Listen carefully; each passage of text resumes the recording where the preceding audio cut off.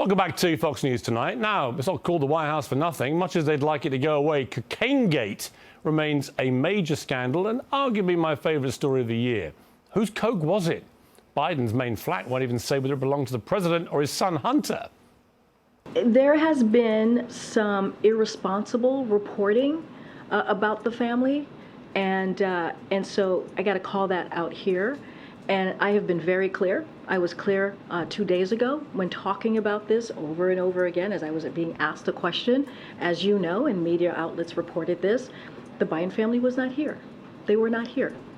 They were at Camp David. They were not here Friday.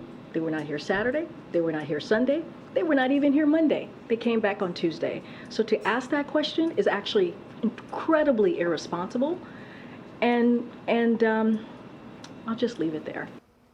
Yeah, I would leave it there too, because let's get into irresponsibility, shall we? Maybe the media wouldn't have had to have asked if the administration had just revealed who the cocaine belonged to.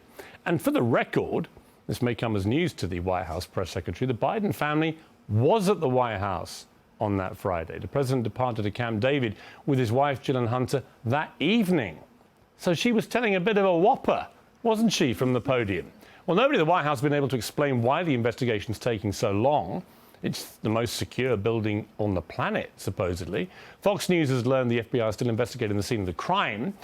Is there any doubt, though, that if this was anthrax and not cocaine, that we would have known who the culprit was in about 3 microseconds? Well, Monica Crowley is the former Assistant Secretary of the Treasury and joins me now. Well, what a drama we have here, Monica. Hi, Piers. Well, I mean, on one level, it's a hilarious story, because what is cocaine doing in the middle of the most secure building in the world? Secondly, quite serious, though, because if cocaine can be brought in like that, I mean, I've been to the White House several times. It's like getting into Fort Knox. Yes. How did it get in there, and who brought it in there? And more importantly, why is the place that's crawling in Secret Service, FBI, you name it, they're there, the best security people in the world. How have they still not found out who it was?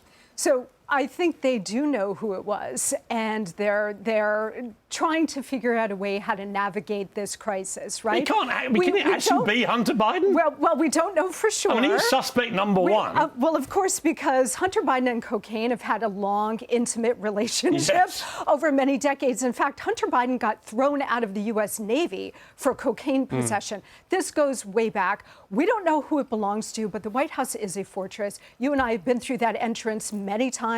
Those counter-espionage cubicles where you have to store your devices, the Marines are right there. And by the way, from the second you enter the White House campus, you are being watched. Surveillance cameras, Secret Service watching you in real time. So I think it's pretty clear they know exactly who did this. And I think if it weren't Hunter or anybody in the Biden family or a senior Biden administration official, we would know the name by now. It takes about 5 minutes to track this down. No question.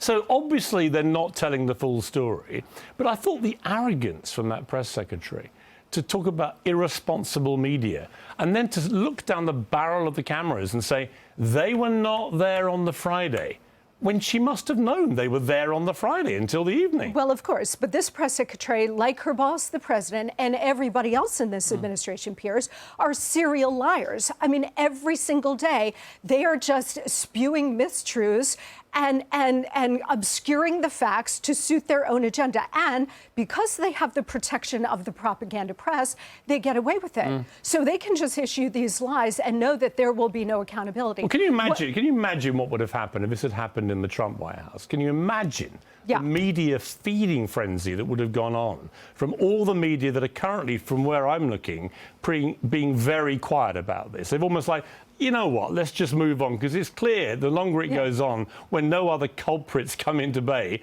the finger begins to point more and more at the obvious target. And so many of the leftists in the media are laughing about this like it's some big joke, right? Because many of them probably do cocaine as well, right? So they're all excusing it.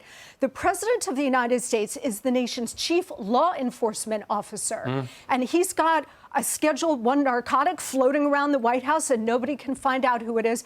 They know who it is. They're covering for it until they can figure out the way to handle this. But if this were one of the Trump children, you better believe there would have been an arrest within 24 hours and calls for yet another impeachment of Donald Trump. If this was Donald Trump Jr., he'd be perp walked by now.